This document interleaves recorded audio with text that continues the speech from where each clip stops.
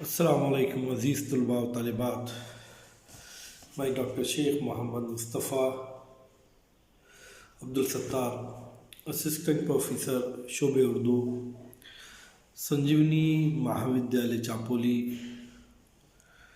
شعبہ اردو کی جانب سے میں آپ سبھی طلباء و طالبات B A F Y optional paper first کے آج کے اس لیکچر میں آپ تمام کا استقبال کرتا ہوں. عزیز طلباء و طالبات، اس سے پہلے کے لیکچر میں ہم لوگوں نے اردو کی سب سے قدیم افسانوی صنف داستان کی تعریف کو پڑھا تھا. داستان دراصل کہانی کی طویل اور پیچیدہ بھاری بھرکم صورت کو کہا جاتا ہے. داستان بنیادی طور پر سنانے یعنی بیان کا فن ہے. یہ تحریری شکل میں آنے سے قبل سنائی جاتی تھی. داستان گوئی کی گزشتہ صدیوں میں محفلیں آراستہ ہوتی تھی. داستان گو داستان بیان کرتا تھا. انسان کے پاس وقت اور اطمینان کی افراد تھی اور وہ غم روزگار سے بے نیاز تھا. اس لیے اپنی تفریح کا سامان داستانوں سے فراہم کرتے تھے. داستان گو واقعات کو اپنے تخیلات سے اس حد تک دلچسپ بنا دیتے تھے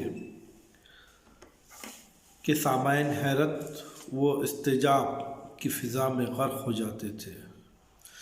داستان اور داستان گو کی کامیابی اسی میں تھی کہ وہ سامعین کی دلچسپی اور توجہ کو قائم رکھے. وہ داستان میں ایسے ناقابل یقین واقعات کو شامل کرتا تھا جو سامعین کے عالم خیال میں بھی نہ آئے ہو. قصے میں حسن و عشق کی خوشنمائیوں، خیر و شر کی لڑائیوں اور مافوق الفطرت عناصر کو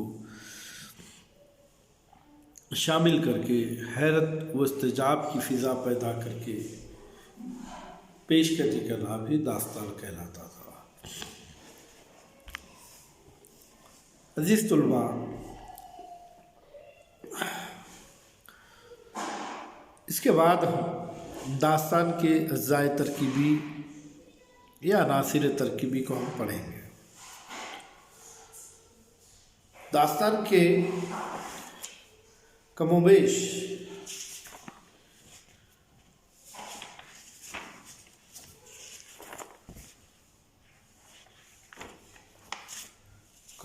دیکھیے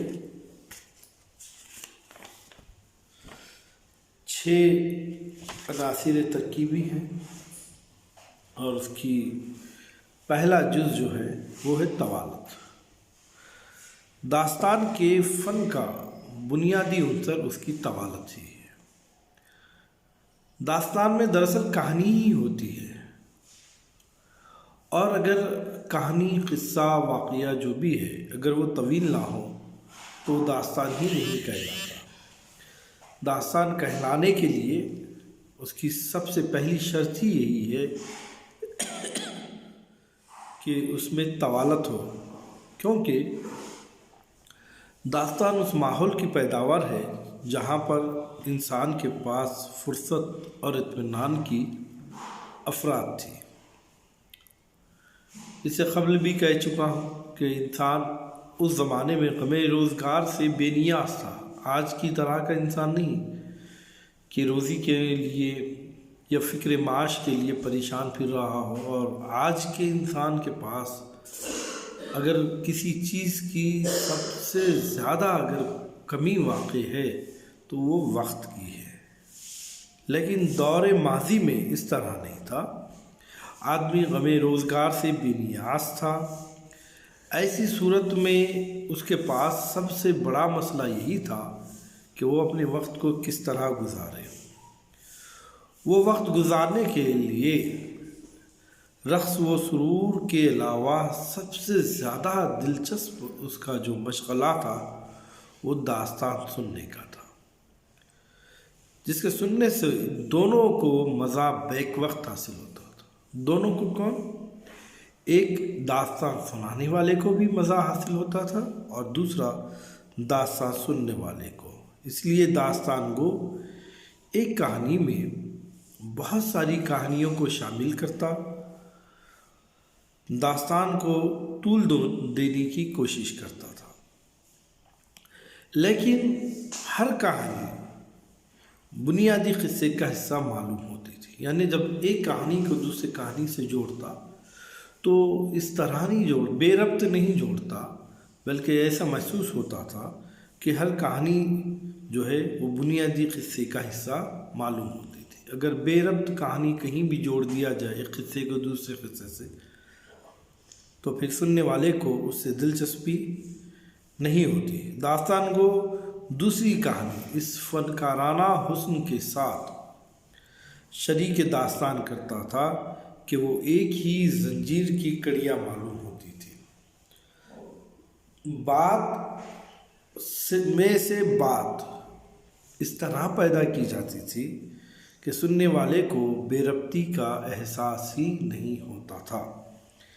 تو طوالت جو ہے وہ داستان کا بنیادی عنصر ہے، اور اگر داستانیں طویل نہ ہوں تو یقیناً وہ داستان کی تعریف میں فٹ نہیں ہو سکتی، اس کے مناسب نہیں ہو سکتی۔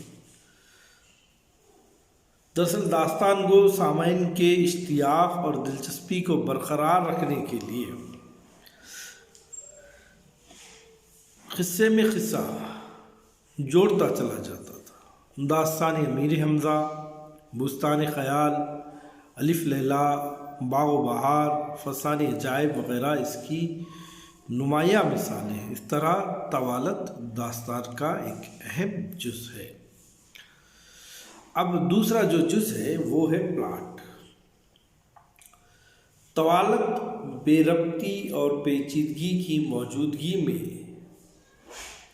داستان سے یہ توقع رکھنا کہ اس میں کوئی مربوط پلاٹ ہوگا عجیب سی بات لگتی ہے۔ پلاٹ کی دو قسمیں ہوتی ہیں۔ پلاٹ یعنی کہانی کے جو کردار ہے وہ ایک دوسرے سے جڑے ہوئے رہنا، کہانی کے اجزاء ایک دوسرے سے جڑے ہوئے رہنے کو پلاٹ کہتے ہیں۔ اب اگر کہانی ہی طویل ہو، کیونکہ داستان طویل ہوتی ہیں، اس میں کئی کہانیاں ایک دوسرے میں ملی ہوئی ہوتی ہیں، ایسے میں پلاٹ مربوط ہوگا، ایک دوسرے سے جڑا ہوا ہوگا، اس میں پیچیدگی نہ ہوگی، یہ تو ناممکن سی بات ہے۔ یوں تو پلاٹ کی ہم دو قسمیں متعین کر سکتے ہیں، ایک سادہ اور دوسرا پیچیدہ۔ سادہ پلاٹ کا مطلب ہے کہ کہانی سیدھے سادے انداز میں بیان کر دی جائے، یعنی کہانی کی ابتدا ہو، ایک درمیان ہو اور پھر اختتام ہو۔ یہ تو ہوگی سادہ پلاٹ والی کہانی۔ لیکن پیچیدہ پلاٹ میں ابتدا ہوتی ہے اور اختتام ہوتا ہے، ایک سٹارٹ ہے ایک اینڈنگ ہے، لیکن ان دونوں کے درمیان میں کہانی ادھر ادھر بھٹکتے رہتی ہے۔ بیشتر داستانوں کا پلاٹ پیچیدہ ہی ہوتا ہے، کیونکہ کئی کہانیاں جب ایک دوسرے سے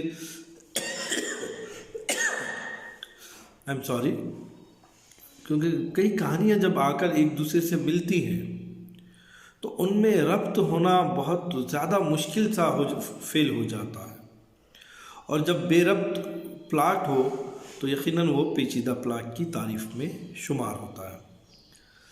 داستان کو ایک خاص طے شدہ آغاز و انجام دونوں کو سوچ کر داستان شروع کر دیتا ہے، لیکن درمیان میں قصے پیدا ہوتے چلے جاتے ہیں، ایک قصے سے دوسرا، دوسرے سے تیسرا، تیسرے سے چوتھا، اور یہ ضروری بھی ہے کہ جب قصے سے قصہ جڑتا چلے جائے گا تو سامعین کے اندر ایک دلچسپی پیدا ہوگی سننے والے کو۔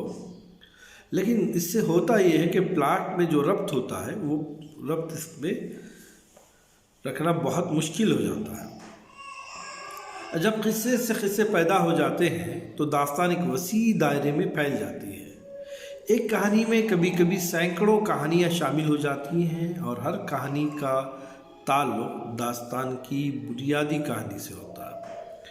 اس کی ایک بہت اچھی مثال جو ہے وہ بوستان خیال ہے۔ اس کی ایک واضح مثال ہے کہ جس میں بے شمار ضمنی کہانیاں ہیں بوستان خیال میں۔ اب ایسا تو بھی نہیں ہوتا کہ پیچیدہ پلاٹ ہو تو کہانی کا حسن ختم ہو جائے۔ داستان میں ایسی کئی داستانیں ہیں جن کے پیچیدہ پلاٹ کی موجودگی کے باوجود وہ داستانیں بڑی ہی خوبصورت نظر آتی ہیں، اس میں فنی حسن ہمیں محسوس ہوتا ہے۔ اگر داستان گو صرف اتنا بیان کر دے کہ ایک شہزادہ تھا، 14 برس کی عمر میں اس نے خواب میں ایک شہزادی کو دیکھا یا کسی شہزادی کی تصویر کو دیکھا، جذب عشق بیدار ہوا اور تلاش یار میں اپنے وطن سے نکل پڑا۔ کچھ دن سفر کے بعد اس کو شہزادی مل گئی۔ شہزادی نے جس گھڑی شہزادے کو دیکھا بے اختیار عاشق ہو گئی، دونوں مل گئے، داستان ختم۔ اس طرح انہیں وصال نصیب ہوا، خدا سب کی امیدیں بر لائے۔ اس میں بات پوری تو ہو جاتی ہے لیکن داستان نہیں بنتی۔ داستان طویل، بھاری بھرکم، پیچیدہ پلاٹ والے کہانیوں کو ہی تو داستان کہتے ہیں۔ اگر اتنی ہی بات کہنی ہے تو وہ داستان کس طرح کہلائی جائے گی؟ داستان مدت دراز کے بعد اختتام چاہتی ہے۔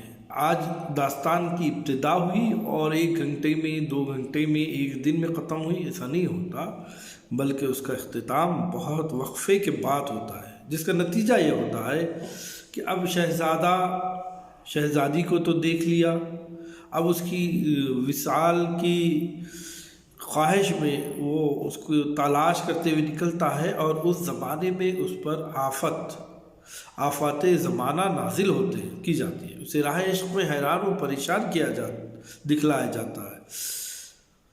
صحرائے نوردی میں نئے نئے قصے جنم لیتے جاتے ہیں۔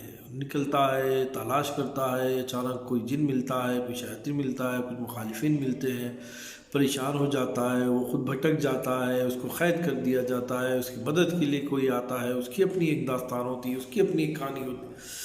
اس طرح کئی قصے، کئی کہانیاں آ کر اس کو ملتی ہیں، اور یہ تمام کئی قصے اور کہانیاں سنانے کے لیے ایک طویل وقت ہوتا ہے، جس سے داستان کے پلاٹ میں پیچیدگی پیدا ہوتی ہے، اور پیچیدگی داستان میں دلچسپی اور فنی حسن پیدا کرتی ہے۔ مختصراً یہ کہا جا سکتا ہے کہ داستان میں ایک بے ترتیب اور بے قاعدہ پلاٹ ہوتا ہے، جسے داستان گو کہانی کے ساتھ ساتھ جیسے جیسے کہانی بڑھتے جاتی ہے ویسے ویسے اس کو مرتب کرتا چلا جاتا ہے۔ یہ داستان گو کی قوت متخیلہ پر منحصر ہے۔ قوت متخیلہ ذہنی صلاحیت کہ وہ اپنے ذہن میں ہی وہ کہانی کو بنتا چلا جاتا ہے، ایک کہانی کو دوسرے کہانی سے جوڑتا چلا جاتا ہے۔ تو یہ داستان گو کی قوت متخیلہ پر منحصر ہے کہ وہ اسے کتنا محدود کرے پلاٹ کو، اور اسے کتنی وسعت دے۔ پلاٹ کی پیچیدگی کس نوعیت کی ہو، وہ داستان گو پر منحصر ہوتا ہے۔ داستان کے پلاٹ کی بے ربطی اس ماحول کی پیداوار ہے جس میں داستانیں لکھی گئی۔ وہاں داستان گو کو یہ خیال نہیں ہوتا تھا کہ وقت کتنا گزرا، اور نہ سننے والوں کو وقت کی کمی کے گزر جانے کا احساس ہوتا، کیونکہ وہاں تو بنیادی ضرورت اس بات کی ہی تھی کہ کس طرح وقت گزارا جائے۔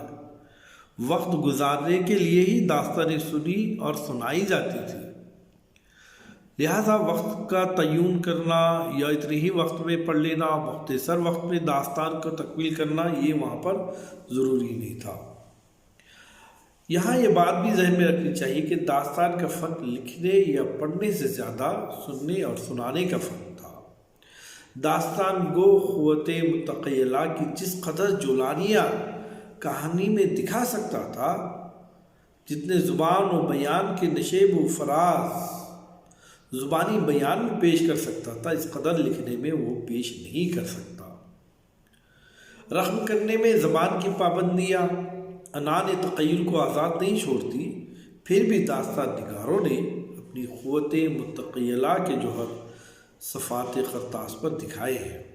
اردو میں داستان امیر حمزہ اور بستر خیال اس کی ایک بہترین عمدہ مثال ہے۔ داستان کا بنیادی مقصد اگرچہ عشق کی داستان کا بیان ہوتا ہے، لیکن داستان کو اس ایک رومانی قصے کے ارد گرد دیگر واقعات اور کہانیاں شامل کر کے داستان کے ایک خاص فنی پہلو یعنی طوالت کو برقرار رکھتا ہے۔ تو داستان طویل ہونا چاہیے، بغیر طوالت کے داستان نہیں کہلائی جاتی ہے عموماً، بلکہ اکثر زیادہ سے زیادہ اگر یہ کہا جائے کہ سبھی داستانوں کا پلاٹ جو ہے وہ بے ربط ہوتا ہے، تو یہ بات یقینی 100% صحیح ہو سکتی ہے۔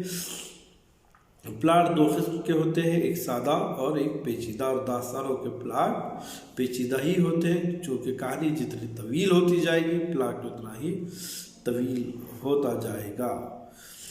بہرکیف داستانوں میں پیچیدہ اور غیر مربوط پلاٹ ہی پایا جاتا ہے۔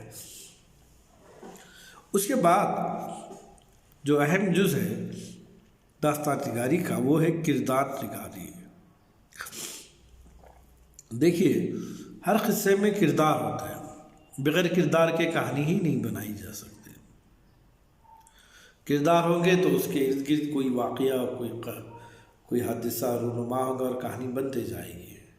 تو کردار جو ہے وہ بنیادی جز ہے داستان کے، کہانی کے۔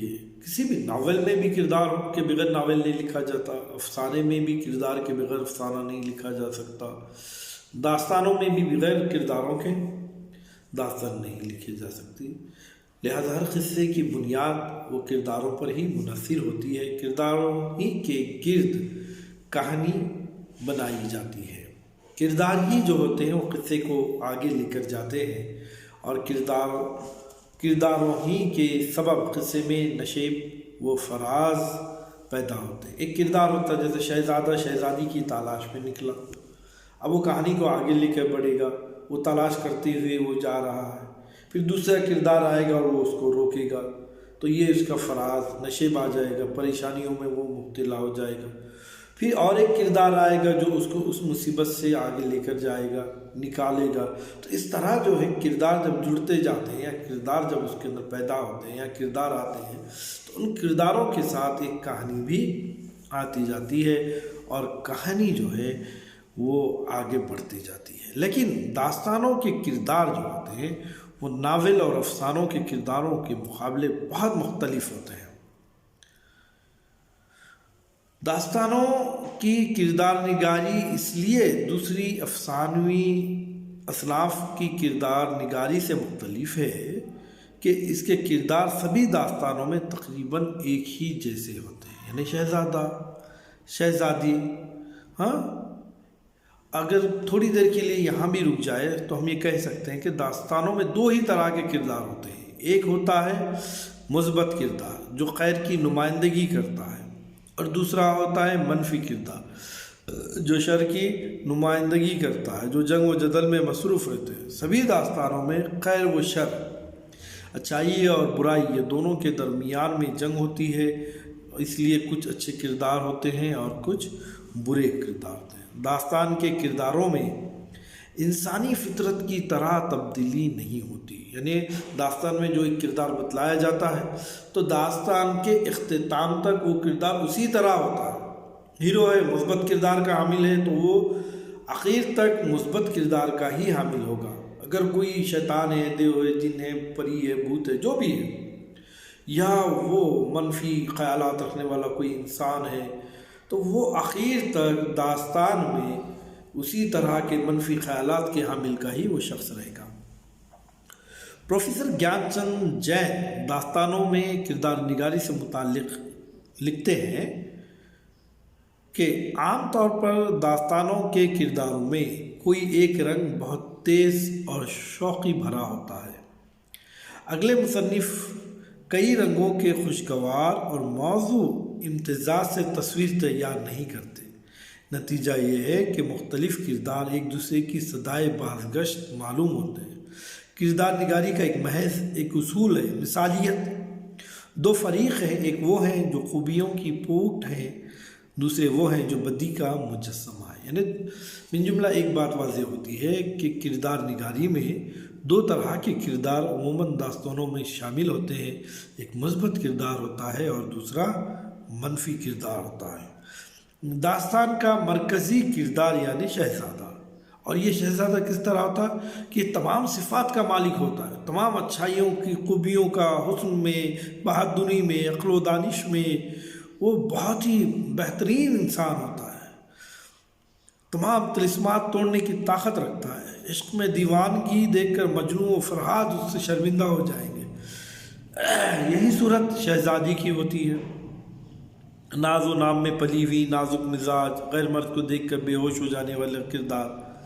یہ خیر کی نمائندگی کرنے والے تمام کردار انتہائی متقی، پرہیزگار دکھائے جاتے ہیں۔ یہ اور بات ہے کہ عشق اور تنہائی میں سب کچھ کر گزرتے ہیں۔ داستان کے برے کرداروں میں دنیا کی تمام برائیاں موجود ہوتی ہیں۔ ان برے کرداروں میں انسانوں کے ساتھ ساتھ دیو اور جنات وغیرہ بھی شامل ہوتے ہیں۔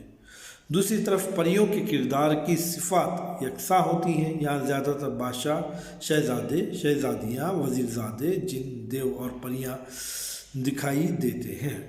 اس طرح کے کردار جو ہے داستانوں میں شامل ہوتے ہیں۔ تو یہ تھے 3 اجزاء، اور بقیہ 3 اجزاء انشاءاللہ تعالی ہم کل دیکھیں گے۔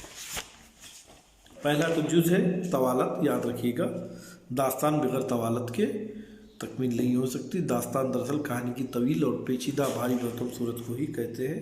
داستان کو قصے میں قصہ پیدا کرتے ہوئے داستان کو طویل کرتا چلا جاتا ہے، کیونکہ اس کے پاس سب سے بڑا مقصد یہی ہوتا ہے کہ وقت کو کس طرح جو ہے اس کا استعمال کرے، وقت کو کس طرح گزارا کرے، کیونکہ اس زمانے میں فرصت اور اطمینان کی افراد تھی۔ اس کے بعد جو دوسرا ہے وہ ہے پلاٹ۔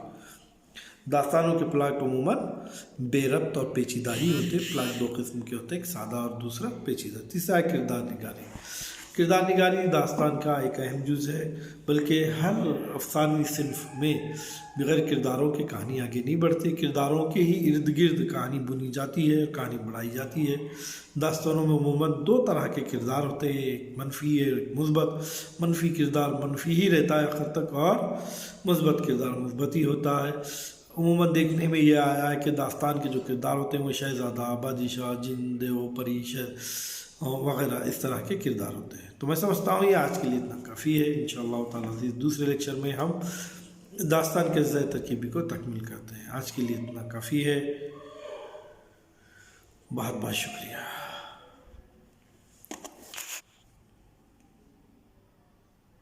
اللہ حافظ۔